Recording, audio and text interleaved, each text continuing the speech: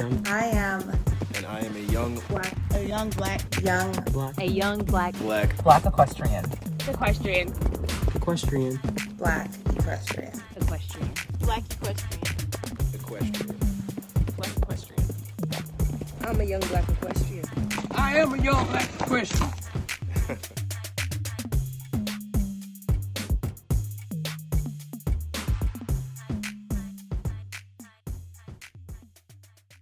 Thank you for listening to another episode of Young Black Equestrians, the podcast, with your hosts, Abriana Johnson and Caitlin Gooch.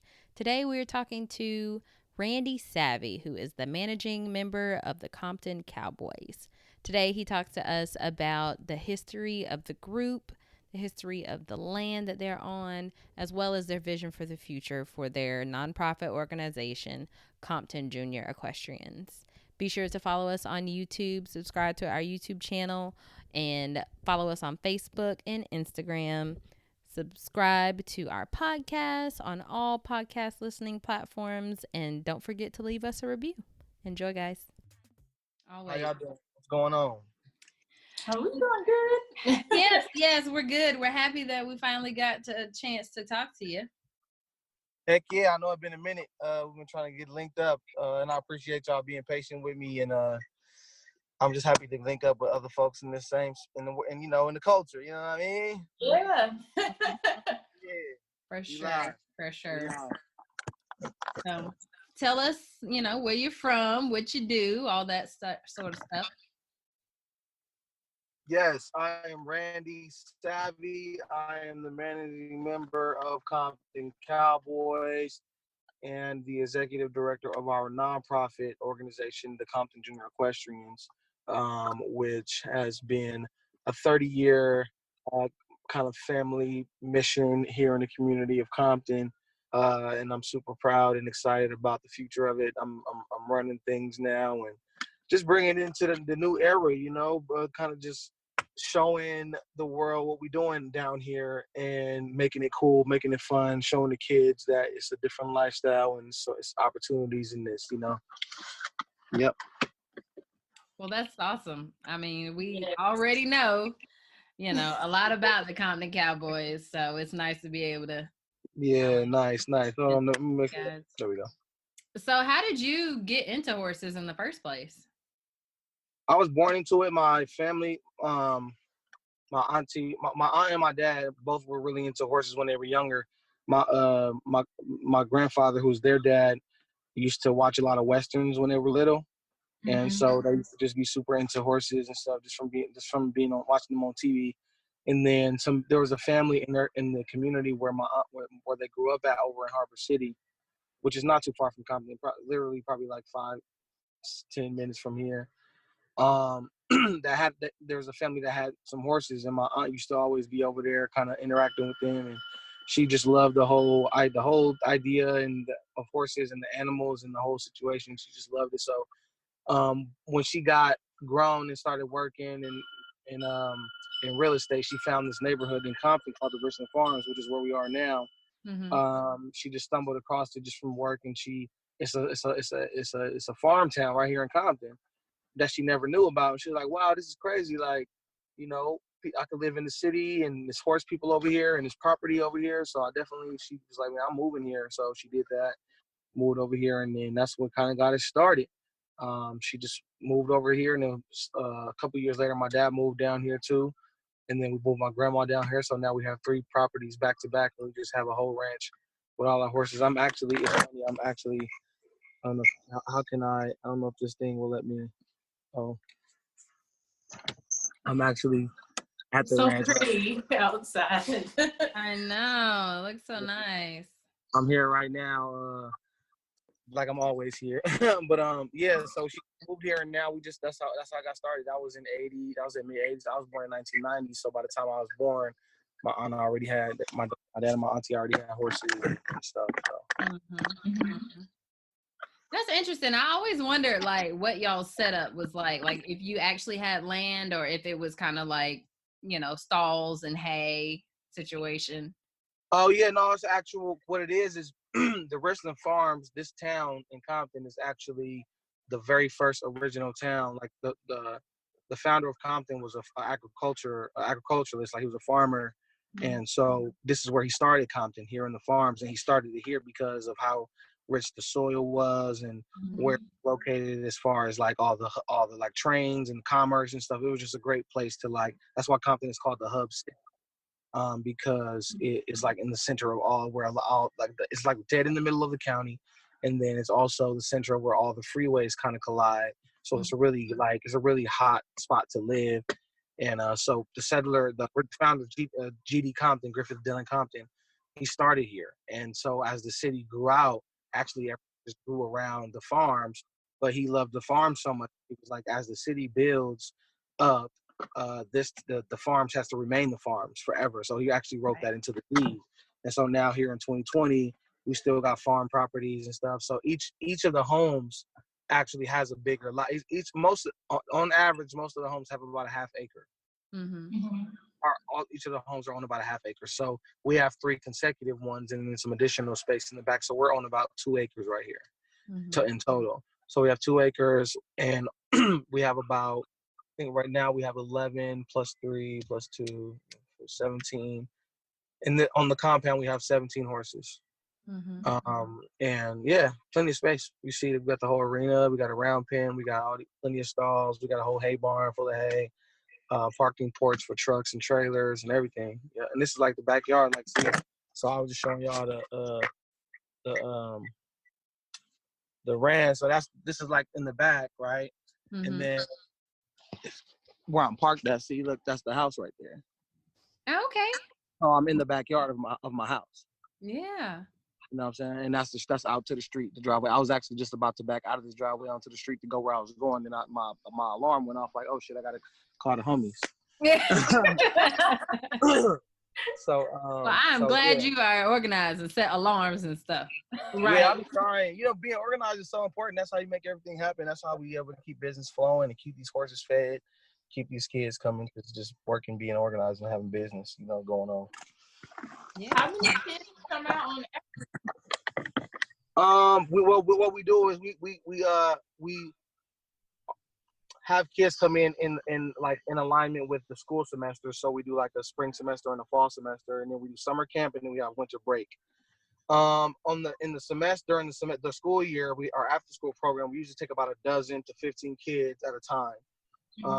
We don't run up big numbers because it's all about being hyper focused on these kids that we serve, and teaching them from scratch. All the stuff that comes with learning how to deal with these horses. We can't have a whole backyard full of 50, 75 kids back here. You know what I'm saying? It'll just be chaos. So we usually we'll never bring more kids back here than there are horses. You know what I'm saying? We want to at least be able to, that ratio would max out 1-to-1 on the kids and horses side. So bring in about 12 to 15 per semester. In the summer camp, we do bigger groups. Like the summer camp kids might be like, just because camp is a little more different. It's not all about just riding. It's just all about the activities, the work, the fun, the arts and craft. Yeah. So we might do like 20, 30. But little groups, little batches of kids. Yep. That's cool. Yeah. So what'd you say? I said, but they have a lot of fun. Oh yeah, they love it. They love it. It's crazy because these kids around here, they don't see nothing like this ever. And anywhere, the closest place to even see something like this is like miles and miles out. And when you grow up in the hood, like especially when you're in an underserved kind of community or low income, you don't really travel that far outside of your immediate environment. You know what I mean? You probably, like they say, I think the statistics show like most people growing up in low income communities, really their world is basically like a 5-mile radius from where they live. You know what I mean? Yeah. So they don't really get that exposure. So coming back here looks and feels like it's worlds away when it's right around the corner from their house, and they seeing all these horses. We got cows, and I mean, it's just like they feel like they in the magical land. Like they really feel like they in like a cartoon movie or Disneyland or something like that. They just be so, you could just see that they just so escaped from their regular life. You know what I mean? Like they don't even be caring about nothing else. They just want to be back here, and then when it's time to go, they hate leaving, and when it's time to come, they're showing up early. And they have a great time. That's cool. So who manages the property like on a daily basis? Like, do you guys take turns? I know there's a bunch of y'all in the group, kind of the Compton Cowboys, but how do y'all manage that? Well, our Anthony, one of our members, is the ranch manager. He's actually on staff through the nonprofit to manage the ranch. So he comes Monday through Friday. He's here from sun up to about noon. So about 6 a.m. to 6 a.m. to noon. He's here Monday to Friday, and then the evening shifts. Because there's me, my brother Keenan Stone. There's 4 of us that actually live on the ranch in the houses.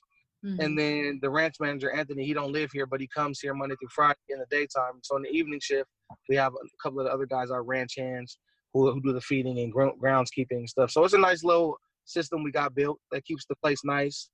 And it works for everybody. It works for the horses and works for the group and it works for the program.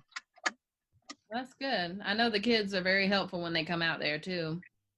Yeah, they just want to do anything and everything they can do. They want to get the most out of their little time, the little couple of hours they here. They want to maximize it. They be out there cleaning, pulling stuff. They want to wash the horses. They'll be like, man, we can't do everything today. We only can do a couple things today. But they just mostly get excited about riding, obviously. But they just want to get fully immersed when they get here.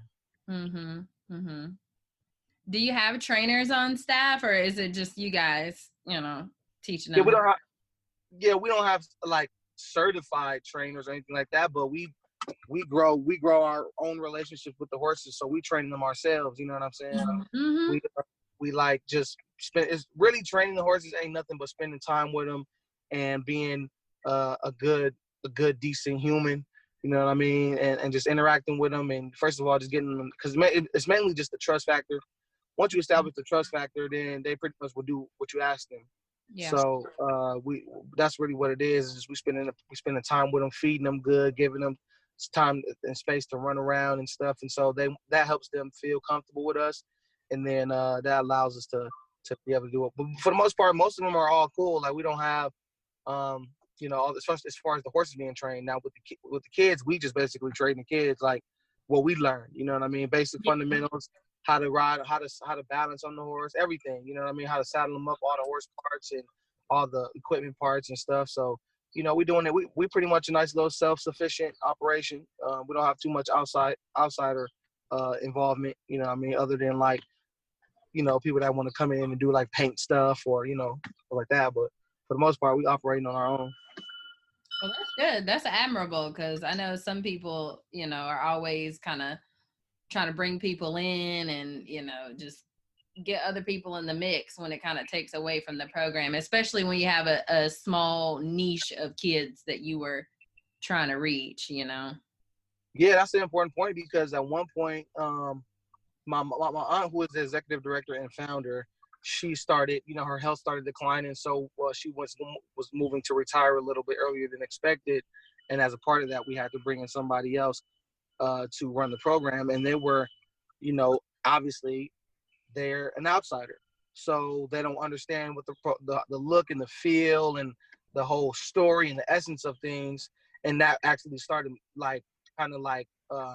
negatively affecting the program. You know what I mean? Like the students weren't the same, the operations weren't the same, the board members were kind of not. It was just starting to get weird. And that's just because, like you said, bringing somebody from outside, and people have to understand the community that we're serving. They got to understand what these kids might be thinking, what they might be feeling, what these horses might be thinking and feeling, and what that means for them to be together. So, since I took over in 2018, so I'm in my second year now, and since I've been here, we just been totally. My whole thing is like being self-sufficient, operating internally, building a system amongst ourselves that helps us like keep everything going smoothly, and it's been working pretty good so far. That's cool. Nice. What motivates like a black business? We a black business, a black startup, basically. Yeah. In the context of the podcast, young black equestrians. Like in that context of that conversation, like we also young black equestrians. We also young black entrepreneurs. You know what I mean? Mm-hmm. Same time too. So YBE. Yeah, YBE. Everything. Yeah. I'm sorry, somebody was starting to. What motivates you to keep going and to just continue doing what you're doing?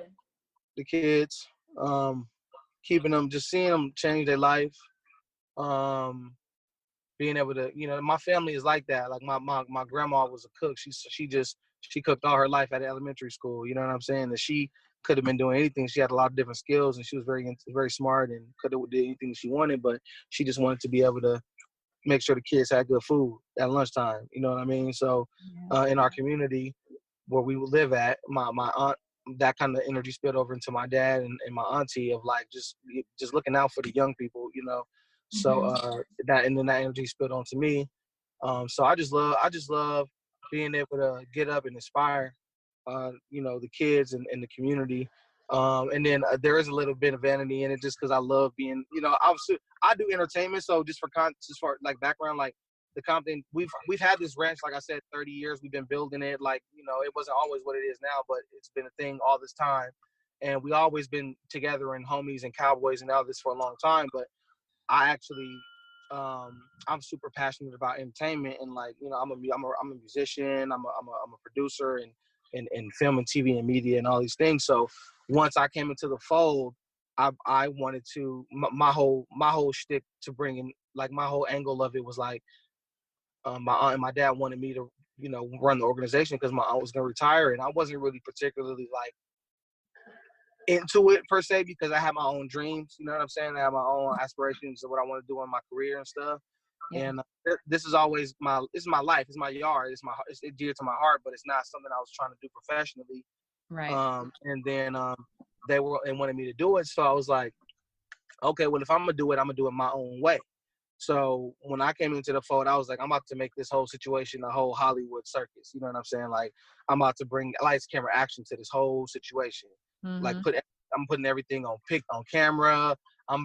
We developing media. We're gonna develop a brand around it. We're gonna do all of that. And so now that's what you see now with Compton Cowboys is like my vision for what the program, where the program is going. It's just bringing it into this new era of like, social media and like, you know what I'm saying? All these different things like being influencers and stuff. So that's what, that part is fun too. That keeps me going too. It's like growing those followers, getting real fans, people buying merchandise, people telling us how much they love what we're doing and like being an inspiration to people worldwide is great. And it's also fun to be like popping. You know what I'm saying? Like like I'm just being real, you know what I'm saying? I'm just keeping it 100. I ain't mad at it, you know what I mean? Okay, so, I see you popping. I gotta keep it real at all times. I gotta keep it real at all times. That's funny. That is too funny. Well, that was gonna be one of my questions because it's kind of like, I mean, I feel like I heard of you guys before, like the whole Old Town Road situation. But it was like, how is it that they're all of a sudden everywhere? Like everywhere. Like everybody has heard of the Compton Cowboys all of a sudden. So I was wondering if somebody sought you guys out or if it was somebody from the inside, like, hey, now we're starting to do this recording and stuff like that. So I'm glad you shared that. Yeah, well, the whole Old Town Road situation is so crazy, and that's why we down here we really feel like it's really our calling. It's really our purpose. It's like almost like divine intervention, if you want to call it that, because like we was already doing our thing, and then that kind of thing that kid came out of nowhere, and that just opened up the world's eyes and ears to it. Like even having a conversation of like, damn, black people and cowboys in the same sentence. You know what I mean? Like, what the fuck is that about? So that even made us like that because once that happens, now people are searching stuff like black cowboys, blah blah blah, and then our stuff is popping up everywhere. So it just kind of sparked put fuel to the fire and made our flame even bigger. And then we got a lot of interest from a lot of big brands and stuff. Like we got a lot of cool stuff, a lot of cool campaigns that are already out. We got some coming up. I'm pretty sure all the Adidas stuff we did. We did a campaign with Zara. We did Adidas. We did Zara. We did some other. We did some. I saw Ariat. I didn't Adidas. I'm gonna have to go look. We did Adidas. Yeah, it's on our YouTube. I got an Adidas piece on there. Oh, I think it is on there. It's on our website. You can go to the hype section. They'll show like we did an Adidas campaign. We got an Abercrombie and Fitch campaign coming out next month. After that, we get a big nice spread in Playboy magazine. So we got a lot of stuff that's like coming out, but like, all these brands are noticing because the Old Town Road thing kind of helped it become a pop culture phenomenon Mm-hmm.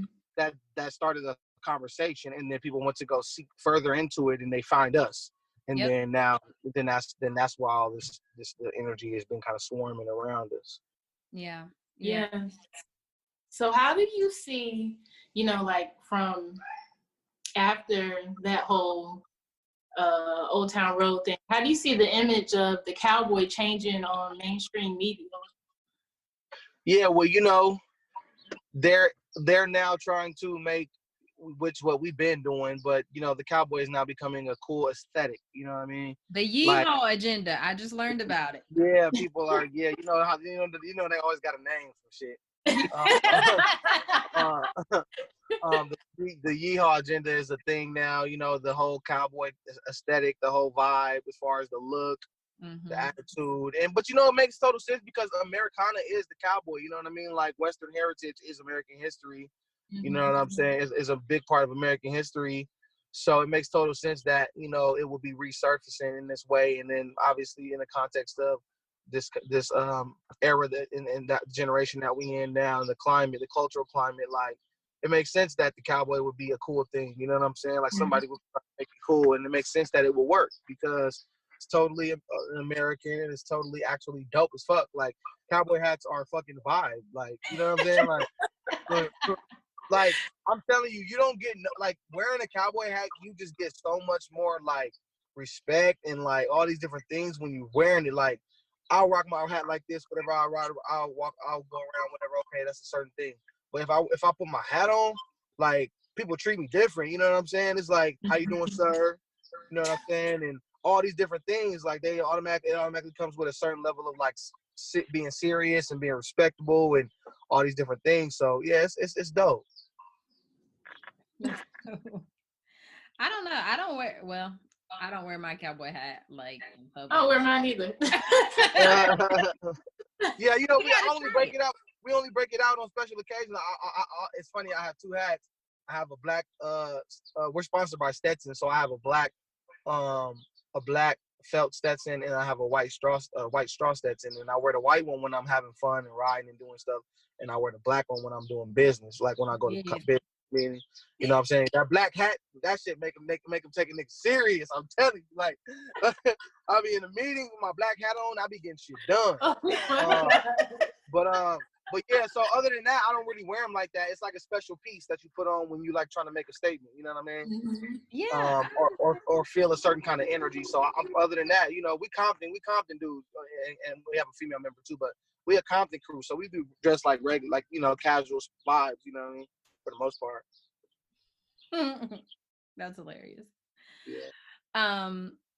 So let's talk about these sponsorships, because I feel like you just gave us a whole laundry list of people that are supporting you guys. So how did you land these sponsorships? Well, what's crazy? They all reach out to us. Like we didn't, what I'm saying? We don't really like a lot of our work and a lot of stuff you see of stuff that we've done is mostly reactive. It's not really proactive. Like we're not out there scouring and like calling everybody like, yo, Compton Cowboys, you got to sponsor us. Like these people are calling us. They be emailing us, hey, we're so-and-so. We love you guys. We want to do something with you. Like every deal we've done, every campaign we've ever done has been all just, I'm waking up, I get an alert. I'm looking at my email, boom, boom. Oh shit, Google, or oh shit, Adidas, or oh shit, Abercrombie, you know what I'm saying? Zara. It just comes right to us. So it's been great just because that's the whole point, is like building this brand up and putting everything, that's the power of social media. You know what I mean? Like we basically have done everything we've done just by having a really strong Instagram page.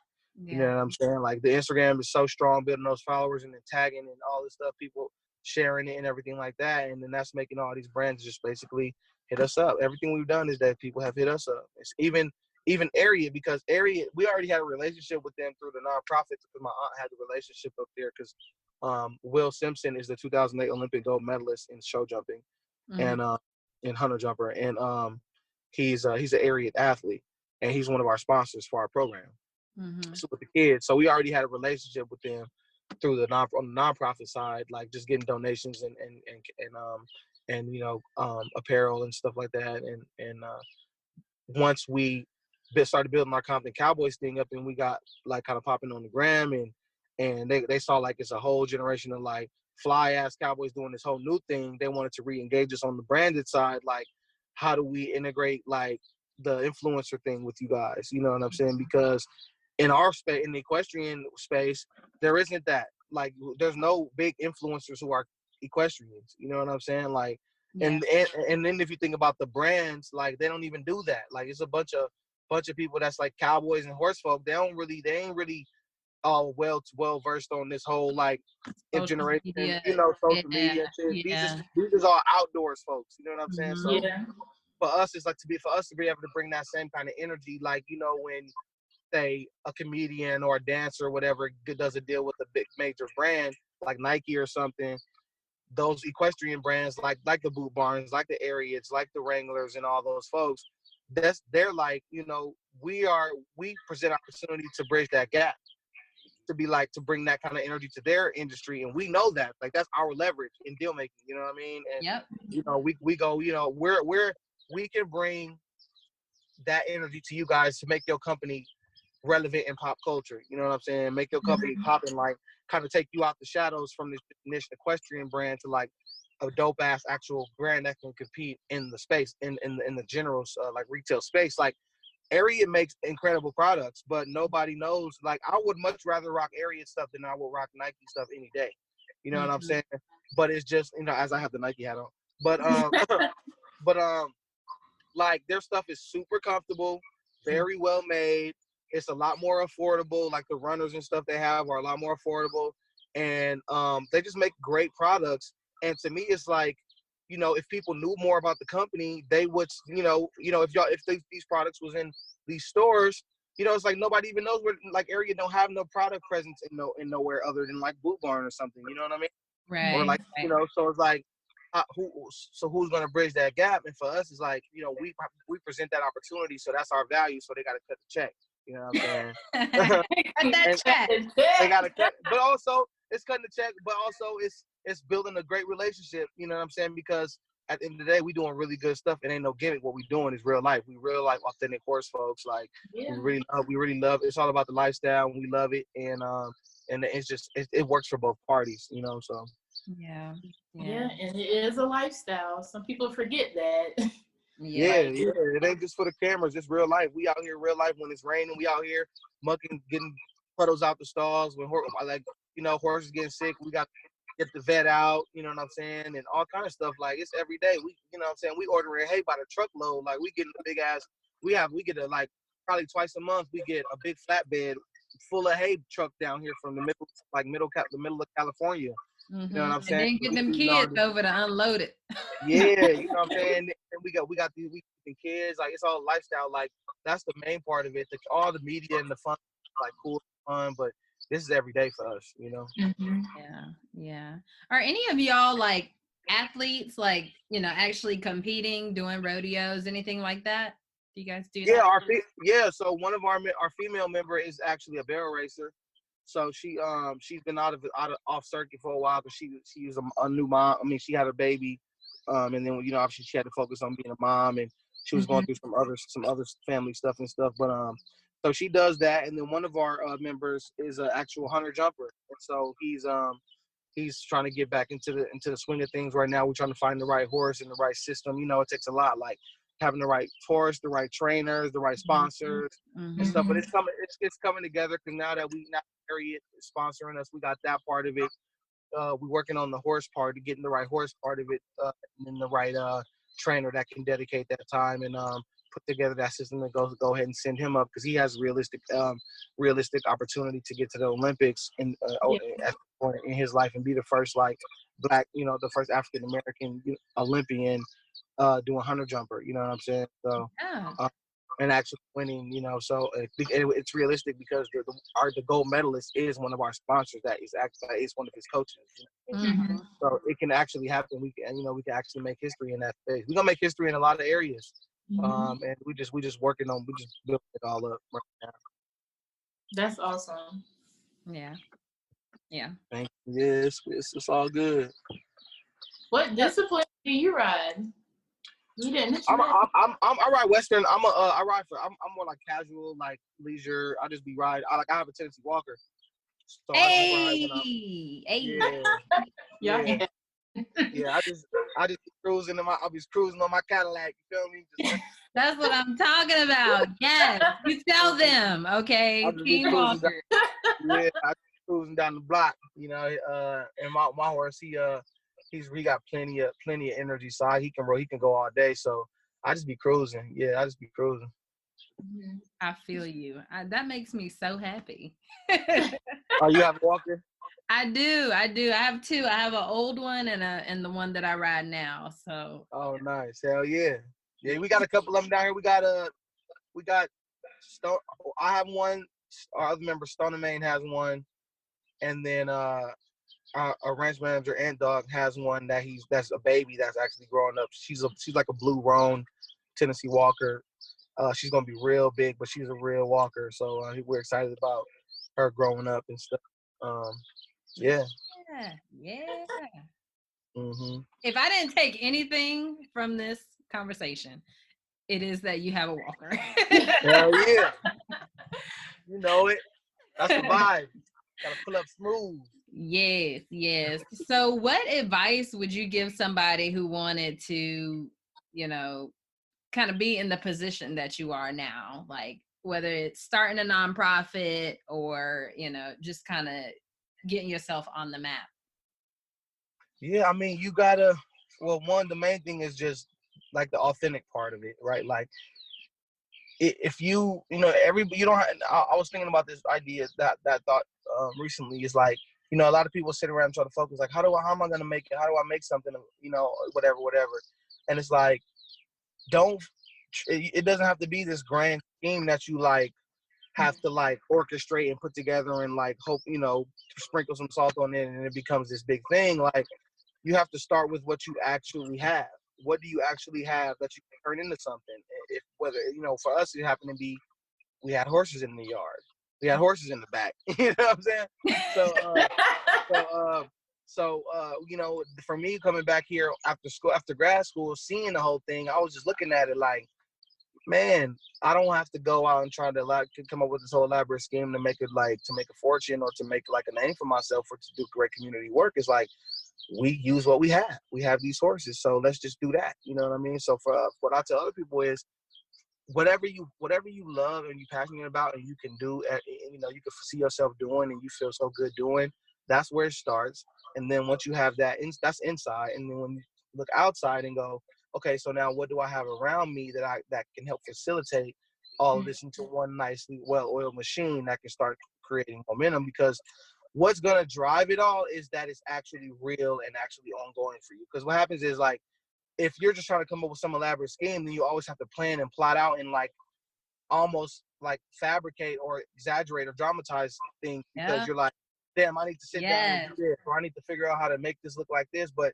if you actually live in the shit every day, all you gotta do is get the cameras out. You know what I'm saying? And then so for us, it's like, we live this every day. So all we doing is basically talking about it and putting the cameras on it and then telling the world about it. And that's what's driving it. So that would be my advice, is to be super true to what you feel, what you love to do, what you're passionate about, and then true to what you actually have around you. Putting those two things together will create something really nice. That was well said. I know. Everyone else, I mean, usually when we ask that question, they're like, oh, never give up. Yeah. And it's like, that's a great answer, but still, being authentic and being that's real. True. Yeah. You don't have to make stuff up, because that's when things go by the wayside, and then you're like, okay, that because you can't sustain that. You just can't sustain. You can't sustain making up stuff all the time, because you're gonna either run out of money or ideas or whatever, or help. But if you're really living this every day, that's why we always have content, because it's like we don't have to force it. Right. Like the homie actually be out here doing whatever on the horse and saddling up, or the kids be right here. I just take my phone out. You know what I'm saying? It's like, take a picture or take a story, and then it's like, because it's real, it's ongoing. So your content is now endless, and then your conversations are endless. and everything is endless because it's actually ongoing, whether or not people are caring about it or not, or it's on camera or not, it's actually happening. So, yeah. Yeah, I think it's so funny when y'all go live and it's like not random people, but it's a different person every time. And I was like, Yes. wait, who is this? Yeah, it's it's nine of us. Oh, So yeah. it's eight guys, one girl, and but it's crazy. We're all men and women now. I just turned 30 yesterday, so I'm like, it's crazy. Well, happy birthday. Thank you so much. 8 men, 1 woman, and it's 9 of us total. So we all are logged into the page at pretty much all times. Mm-hmm. I do all of the content curation on the main feed. So all of the pictures, captions, stuff that goes on the main feed is my like curation. Because that's what I study. That's what I have an eye for. That's my passion. Like, this is my project from an entertainment perspective. Is like doing the brand is part of it. And so I curate all that stuff, but on the story and like as far as responding to messages and doing and comments and stuff, like we're all on there. We're all jumping around on there from the page. So it's fun. That's cool. That's cool.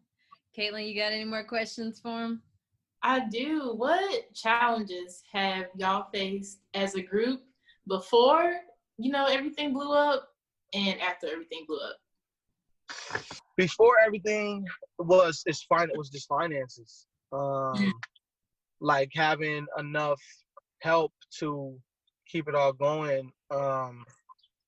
And just having just resources. That could be money, it could be hands on deck, it could be equipment, it could be anything. Just having enough of resources to keep everything afloat. Because when my aunt was about to retire, before we was about to get popping, like it was kind of starting to like we were actually having real conversations in the board meetings about shutting down because we didn't have anybody that was gonna. They hired somebody to step in, like I said earlier, that basically didn't work, and then my aunt kind of just accepted it, like, if I'm going to retire, I can't just bring somebody in from the outside to do it, so I'm just going to close it because I don't want the legacy of it to just turn into some whole other shit. You look up 10 years later and, it's all rich kids back here, everybody, you know what I'm saying? It's like all outsiders, people not from the community running the program and in the program, and that's not the whole point of the program. The program is to serve at-risk and underserved kids in the community that need it and tell those stories. So she was like, man, I'm gonna just take it. We're just gonna close it down. And we didn't have enough resources and just help and stuff. So at the same time of her kind of slowing down, we were starting to heat up. And then I was like, okay, well, we'll step in and take everything over as far as all of that. So that the Compton Cowboys, we bring our group that's more hands on deck. And we bring more through storytelling and doing media and all these things. We bring in awareness, which brings in funding, which brings in growth. You know what I'm saying? So before we blew up, it was really just having the resources. After we've been getting hot, the main challenge has been just kind of keeping everything concise, staying on message, staying on branding, staying true to what we did staying true to the whole purpose of it all, and not losing focus, not getting lost in the lights, camera, action, cool shit. It's like making sure we still working with doing stuff with these kids, making sure we still taking care of these horses, making sure we still staying who we were before all of this. And it's been cool, like I said, because this is already our lifestyle. So the only thing that's really changed is the attention. And then obviously we've been able to raise more money and being able to have more opportunities to be able to pay ourselves and raise money for our program, which is sometimes can change things because money changes shit. You know what I'm saying? So, but the reason why we've been able to stay good is because we already was homies and brothers and like family before all of this shit, and we always talked about all of this, like how can we figure out how to do something together and make a name for ourselves. So nothing haven't really changed, up to this point. Like we just like doing it at a higher level now with more help. So the main thing is like and all the attention. So the main thing is just like staying focused, not getting distracted. Now we getting popular, and now you got things like girls or whatever want to shoot they shot and this and that, and then you fuck around, get in trouble messing with the wrong one or something stupid. So just making sure everybody focusing on that, like stuff like, okay, or not getting too like, oh man, you're starting to get too much into it for the money. Like you ain't usually focused on what's the point of it. So stuff like that. And yeah, but it's been good. We haven't really had to hit no big major hurdles or roadblocks. Everything just been up and up. And I think it's because we're doing something righteous. You know what I mean? We're doing something good. We stand true to the community and the kids and these families. And I think that's what's protecting us in all this chaos. You know? Yeah. Yeah, I believe it. Definitely. For sure. All righty. Well, thank you so much for taking time out of your day to chat with us. We'll have this on YouTube, and I'm going to need it to be under the hype section. Okay. Yeah, hit me up. Send me everything. Okay. We're going to get we got a whole team that does all of our online and stuff, and, we curate and stuff. So we always look for new content to put up and shit. You know what I mean? So that's vibes. It's all good. I appreciate y'all. Thank y'all for having me on, and I would love to have y'all come down if y'all ever in LA. I don't know where y'all based at. Coming one day. We are in North Carolina and Virginia, literally across the country. So we'll make it there. Okay, cool. I'm actually supposed to be coming to South Carolina at the top of February. I'm speaking at Furman University about during Black History Month, talking about this whole thing. So I'm gonna be on that coast for a minute for the first time. So I'm excited about that. Yeah, we gotta get y'all to the West Coast or something. Yeah. I know. Literally all the other people we talk to, most of them are either in the Midwest or on the West Coast, and we're like, we'll only see you on video. Yeah, but we plan on doing stuff like, because of what we're doing is so, obviously, there's a lot of African Americans and folk doing the cowboy thing. Originally we was some of the original ones anyway, but it kind of got lost. But what we're trying to do is resurface it and bring us all back together. So at some point when we get enough resources, we're gonna be having big national conferences and campaigns and stuff like that. And y'all definitely will be on those lists to be invited and flown out or whatever. Yes, a part of it. I like that. Yeah. That sounds great. It'll be great. We got to stick together in this shit, man. Yeah. Yeah, for sure. Okay, I'm gonna holler at y'all. I'm about to run. All right. Have a good one. Yep. Have a good one. Okay, bye. Thank you for listening to Young Black Equestrians, the podcast. Be sure to rate and review on all podcast outlets, and head over to YouTube and enjoy our visual content, new for season 3. See you next week.